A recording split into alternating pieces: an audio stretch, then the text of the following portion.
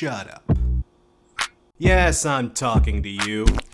Dude who's about to give me guff for this one. Yes, you.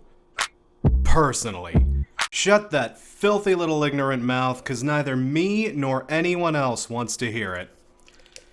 It's been a long, miserable year. A long, strange, terrifying trip through disaster after disaster after disaster.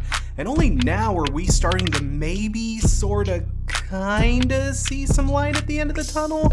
I am so very, very tired, as I'm sure most of you are. So to those of you about to throw shade on me for this one, just shut up. I need this.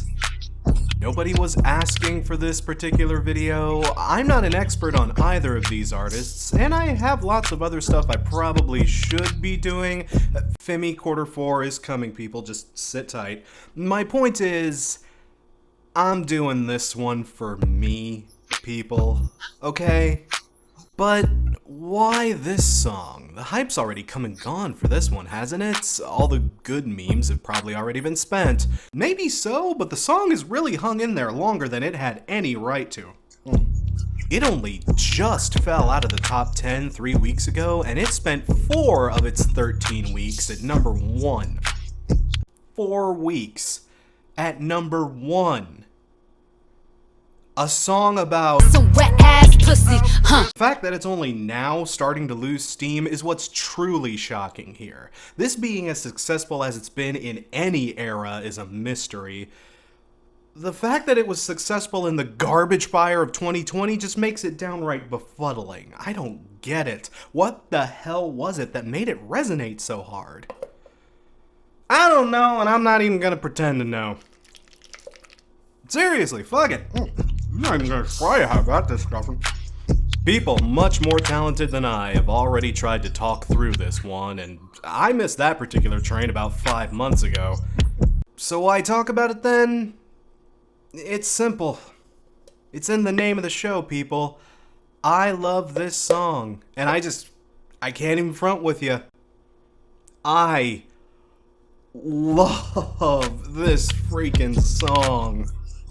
I even picked up that new Megan Thee Stallion record based just off of the strength of this song alone. I was hoping she'd bring that same amount of game to that release, and while it's pretty damn impressive, seriously, I particularly liked Body, Don't Rock Me to Sleep. That song with Beyonce is really good, and that opening diss track. Them power bones and tendons like them bullets wouldn't pellets. A pussy nigga with a pussy gun in his feelings. Okay. Yeah, fuck that bitch, girl. Tear his ass up. Well, it turned out to be a really strong offering. It's still close but no cigar.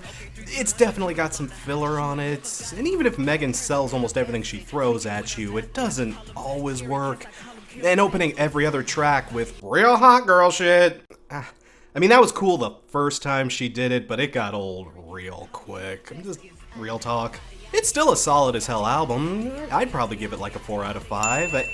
Cut that out, we aren't doing that yet. It's good, but it doesn't have a full-blown WAP on it. WAP is just like a freaking blessing, people. I haven't stopped spinning that one, and anytime it comes on the radio, yeah, I blare the hell out of it. Weird-ass censored version and all. Yeah, you dealing with some wet and gushy. Bring a bucket. Any of y'all remember that old Patton Oswalt clip about censored filth being way more disgusting than just the regular shit? When Captain Frosting gets done with your hairy bingle bangle, it's gonna look like a rat in a rainstorm when I'm all done with my love paints.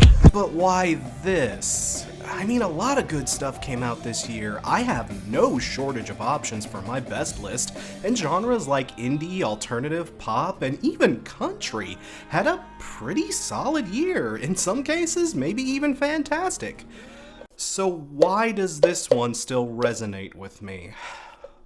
Well, it could be because it's been kind of a crappy year for hip-hop, if I'm being totally honest.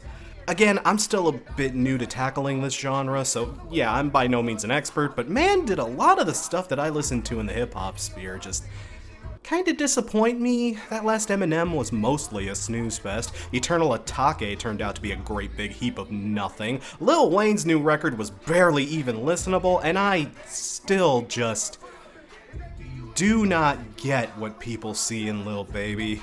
While there were definitely exceptions, most 2020 hip-hop was kind of forgettable. I'm not trying to diminish the song's accomplishments here. I feel like this would have left an impact in any year, frankly. But the fact that the genre was kinda going through a bit of a drought made us all the more thirsty. And nothing quite satisfies your thirst like Some wet ass pussy, huh? So it can't just be genre fatigue. The song has to be able to stand on its own, right? And yes, in my opinion, it totally does. And the thing I personally love most about it is just how confident it is. I mean, you cannot even deny them. From the very first measure, to the inner workings of the beat, to the verses, to the music video that just fucking dares you to look away from it. They just do not even give a fuck. It is pure, unadulterated filth from top to bottom, and they knew exactly what they were doing. They knew exactly how much backlash they were gonna get. They didn't even give a fuck. They just did it anyway. Yeah, this will have to be ultra censored to get even a whiff of radio play. Fuck you, we're doing it anyway.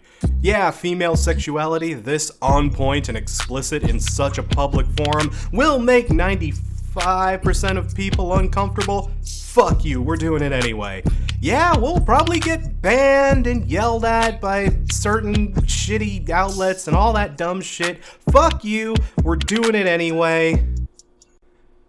This is like a few animatronic monsters away from being a Gwar video, and I fucking love it. Shut up, you know Odorous would have been down with the WAP. While the song is bold, I can't help but admit that it kind of is a cheap play for controversy. But respect to them and their team, they got exactly what they wanted out of it. There was outrage on social media, calls for bans, right-wing media in particular really went off on this one. And in the interest of fairness, I would like to take a sincere moment to address that side of the argument. There's really one major thing that can be said about this particular viewpoint on the topic. Good! Fuck 'em! I mean, seeing all that shit go down just made the song even better, didn't it? All the usual suspects with sticks up their asses having a good old-fashioned Ducamiel freak out over this song. That just felt like validation, didn't it? Hell, anyone who tried to step to WAP absolutely got dick slapped for it. And by all rights, they deserved it too, because this track, it is a slayer of fuckboys, and it rules. And the fact that it stayed on top of the charts in spite of anyone's crying made it all the more wonderful, didn't it? A big part of why this song is such a man killer is just how confident it is. The track absolutely oozes with confidence. And when you're Wet ass pussy. oozes, you know you're doing something right. I ain't gonna run out of these anytime soon, people. Strap in and strap on! I mean, the song is just an absolute power move, and Cardi and Meg sell it 1000%. I mean, female rappers have been doing sexy stuff since practically the 80s, so this kind of song isn't anything new exactly, but the two of them just work so well off of each other. Cardi's staccato, choppy flow just hits like a boxer working the solar plexus, and Megan's rapid-fire, lightning-fast Spitfire approach? Good lord, this woman has bars. She totally is gonna make that 5 out of 5 record someday. She just spits way too goddamn good. Although, pro tip, never spit on the Wet ass pussy. unless your partner specifically asks you to. Which this song almost does! Spit in my mouth, look in my eyes. These two are just killing it. Their lyrics and delivery are simply titanic. These women have come for their nut, and they will fucking destroy you in order to get it. And it would be a privilege for you to be annihilated by such fine specimens. Ma'am? A step. That's the other big thing I love about this track. It's graphic, it's raunchy, it goes there. There is literally not a single second of this song that doesn't need some kind of censoring to get play on most outlets, and it stayed popular despite all of that. Like, yeah, female rappers have been making graphic content for decades, but songs like that usually aren't, like, mega hits? Like, what else can you compare this to? Anaconda, maybe? Maybe something from Lil' Kim or Rihanna? I guess you could say something like Push It was raunchy for its time, but it's really hard to think of stuff that went this freaking hard and was still able to achieve this kind of success. Back in the day, stoking the fires of the controversy brigade would get you some views, sure, but often they could stop at least a decent enough portion of the population from wanting to listen to what you had to offer to keep you from reaching the tippy top. They weren't getting artists like permabanned and thrown in the gulag, but they could stop your momentum in certain ways. And that just did not happen this time. No one could stop this thing. Yeah, thanks for the memes, Dust Bowl dick, but you didn't do shit and you ain't capable of doing shit, so sit the fuck down.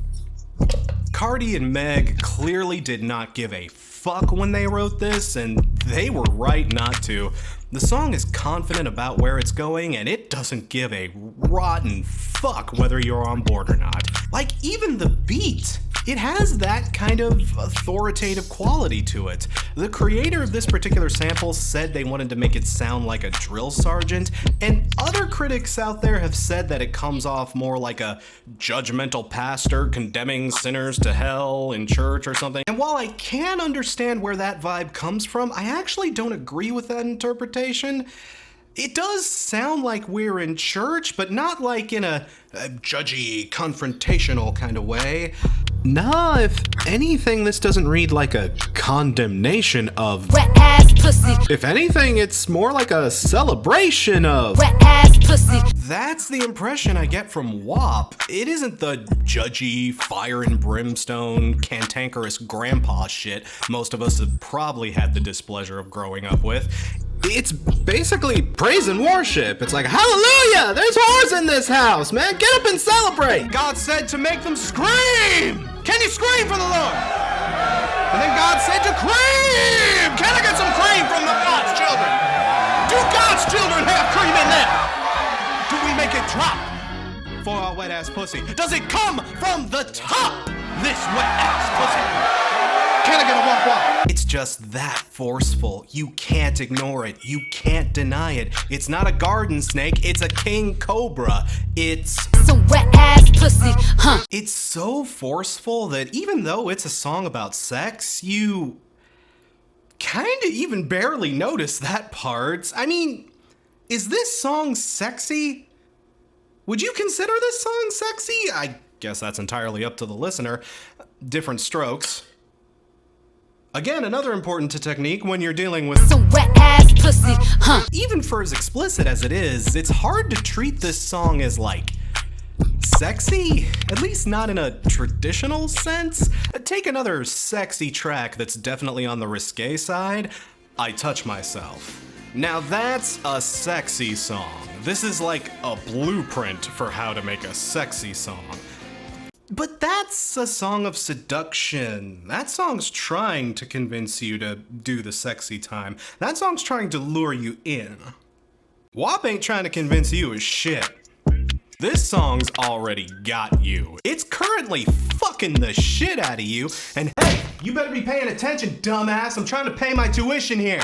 This song is about 80% charisma and like maybe 20% actual sex. It can be seen as sexy, but it's more in like a pornographic way. Like, it's that basic caveman, raw, ugly style of horny that you probably wouldn't act on with someone unless you were very close to them. Or just like a complete freak.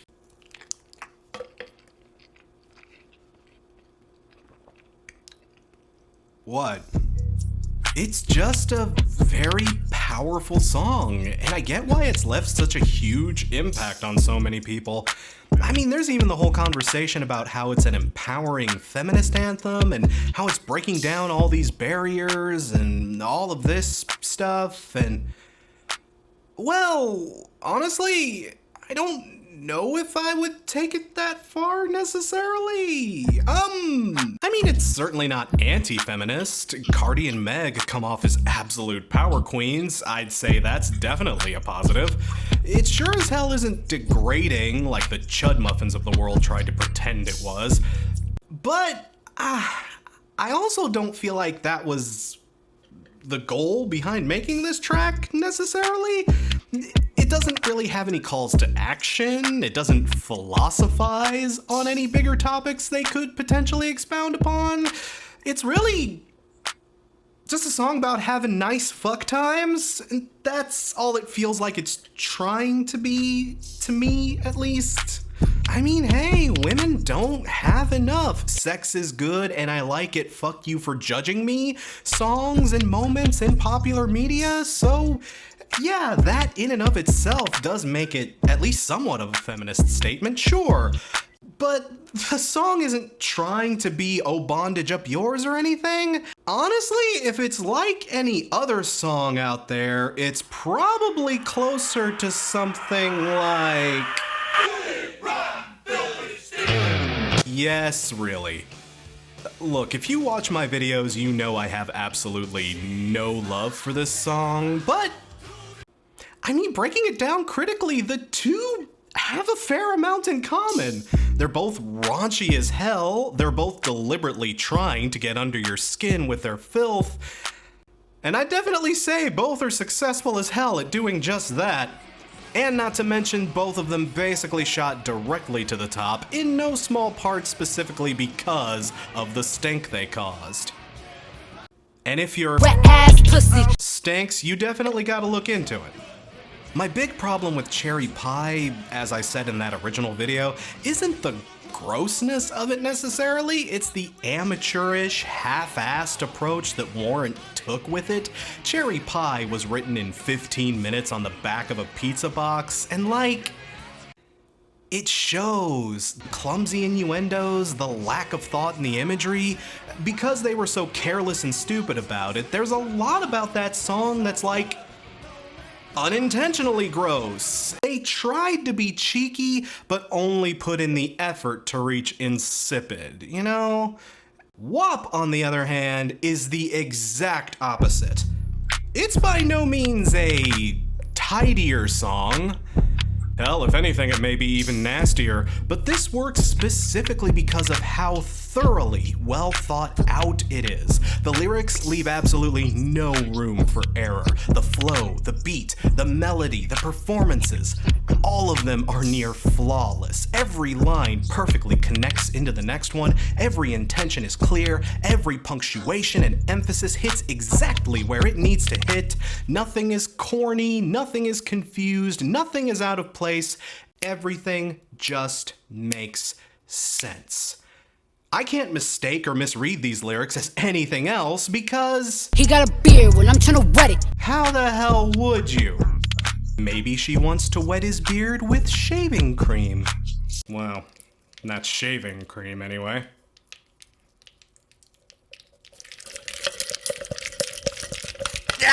Honestly, I just feel like these two wanted to write a skeezy, fun little sex jam, and not only did they do just that, but they wrote one of the biggest songs of the summer, and you know what? More power to them.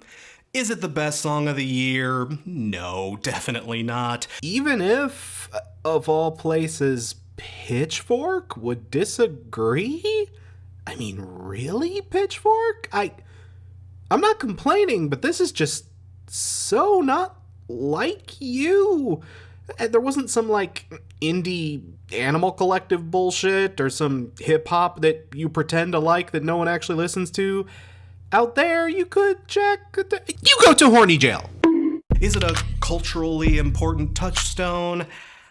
I really don't feel qualified to answer that, but if you made me guess, I'd probably also still say no. Raunchy shock hits come and go all the time. So why are we talking about it here?